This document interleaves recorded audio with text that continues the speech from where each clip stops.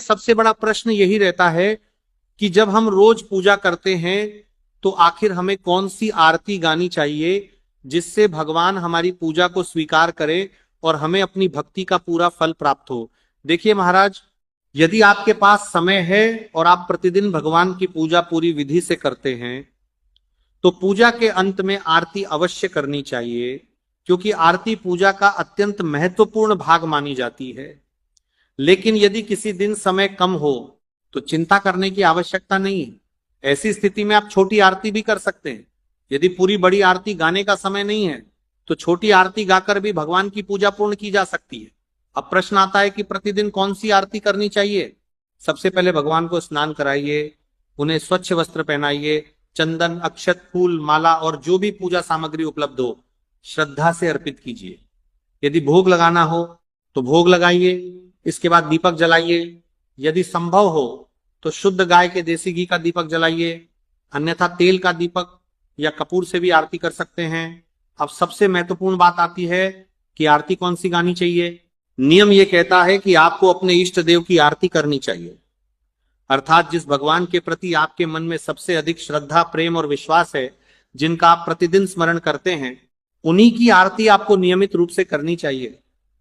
वैसे तो भगवान एक ही हैं, उनके अलग अलग नाम और स्वरूप हमारी श्रद्धा के अनुसार है। कोई भगवान शिव को अपना इष्ट मानता है, कोई श्री राम को, कोई श्री कृष्ण को, कोई विष्णु भगवान को, कोई माता लक्ष्मी को, कोई माता दुर्गा को और कोई हनुमान जी को।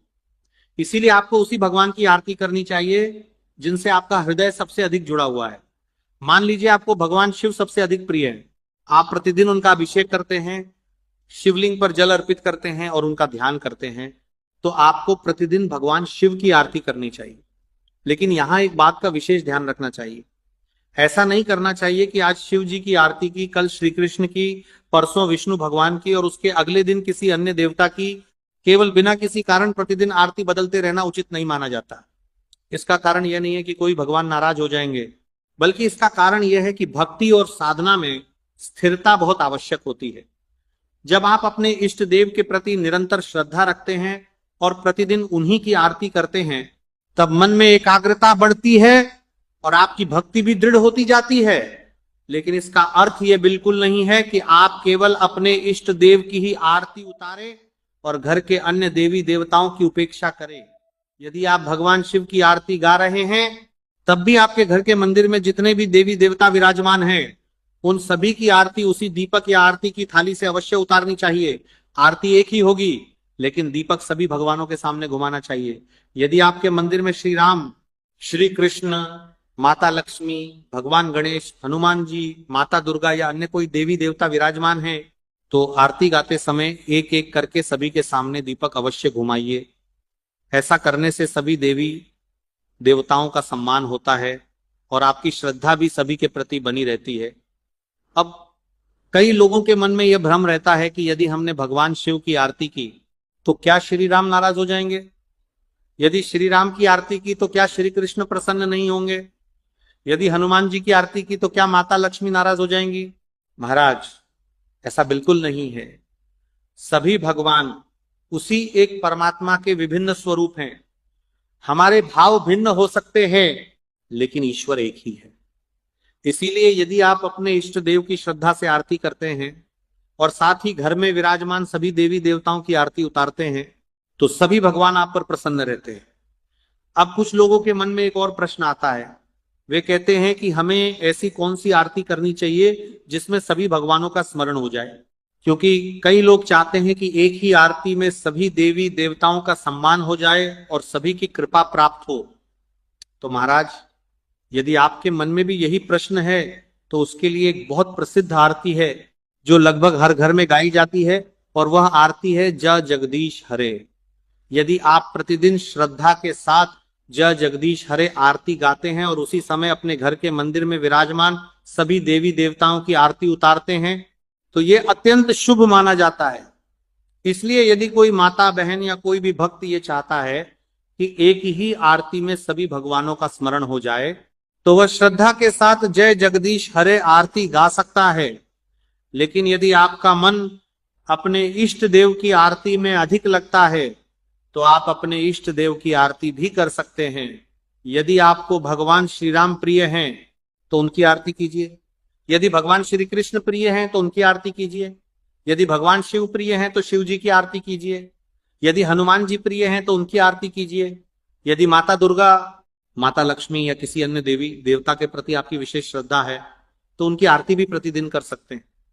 बस एक बात हमेशा याद रखिए कि आरती चाहे किसी भी भगवान की गा रहे हो, लेकिन दीपक या आरती की थाली से अपने घर के सभी देवी देवताओं की आरती अवश्य उतारिए, यही सबसे उचित और शुभ माना जाता है। अब महाराज, यदि शाम की पूजा की बात करें तो उसका नियम भी लगभग सुबह की पूजा जैसा ही माना जाता है। यदि आप शाम के समय भगवान के सामने बैठकर श्रद्धा से आरती गाना चाहते हैं तो अवश्य गाइए। शाम को दीपक जलाकर भगवान की आरती करना भी अत्यंत शुभ माना गया है। लेकिन यदि किसी कारण से आपका मन आरती गाने का नहीं करता, या आप बहुत थके हुए हैं अथवा समय कम है, तब भी भगवान के सामने दीपक लेकर 5 या 7 बार श्रद्धा से आरती अवश्य उतारनी चाहिए। मन ही मन भगवान का स्मरण करते रहिए और प्रेम पूर्वक पूजा पूरी कीजिए। भगवान आपकी भावना को अवश्य स्वीकार करेंगे। अब महाराज, एक बहुत महत्वपूर्ण बात जान लेते हैं, क्योंकि यह प्रश्न भी बहुत से लोगों के मन में रहता है। अक्सर लोग पूछते हैं कि जब हमारी पूजा पूरी हो जाती है, भगवान को भोग लग जाता है, दीपक जल जाता है और आरती भी संपन्न हो जाती है, तब उसके बाद हमें क्या करना चाहिए? क्या पूजा वहीं समाप्त हो जाती है या उसके बाद भी कोई ऐसा नियम है जिसका पालन करना चाहिए? तो देखिए महाराज, पूजा का सबसे सुंदर भाग आरती के बाद प्रारंभ होता है। जब हम पूरे मन से भगवान की आरती कर लेते हैं, भगवान को आरती समर्पित कर देते हैं और स्वयं भी आरती का आशीर्वाद ग्रहण कर लेते हैं, तब उसके बाद भगवान का स्मरण करते हुए मंत्र जाप करना अत्यंत शुभ माना जाता है।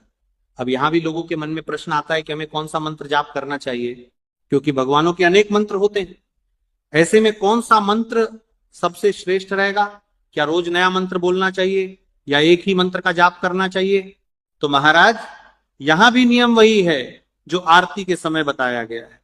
जिस प्रकार आरती अपने इष्ट देव की करनी चाहिए, उसी प्रकार मंत्र जाप भी अपने इष्ट देव का ही करना चाहिए। अर्थात जो भगवान आपको सबसे अधिक प्रिय हैं, जिनके प्रति आपके मन में सबसे अधिक श्रद्धा और विश्वास है, उन्हीं भगवान के किसी एक मंत्र का नियमित जाप करना चाहिए। बहुत से लोग एक दिन एक मंत्र बोलते हैं, दूसरे दिन दूसरा और तीसरे दिन कोई अन्य मंत्र। ऐसा करना उचित नहीं माना जाता। यदि आपने किसी एक मंत्र को श्रद्धा के साथ अपना लिया है तो उसी मंत्र का नियमित जाप करना चाहिए। इससे मन में स्थिरता आती है और भक्ति भी मजबूत होती है। उदाहरण के लिए, यदि भगवान शिव आपके इष्ट देव हैं तो आप नमः शिवाय मंत्र का जाप कर सकते हैं।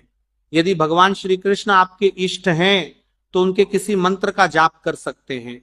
यदि भगवान श्री राम प्रिय हैं तो उनके मंत्र का जाप कर सकते हैं। यदि हनुमान जी प्रिय है तो उनके मंत्र का जाप कर सकते हैं।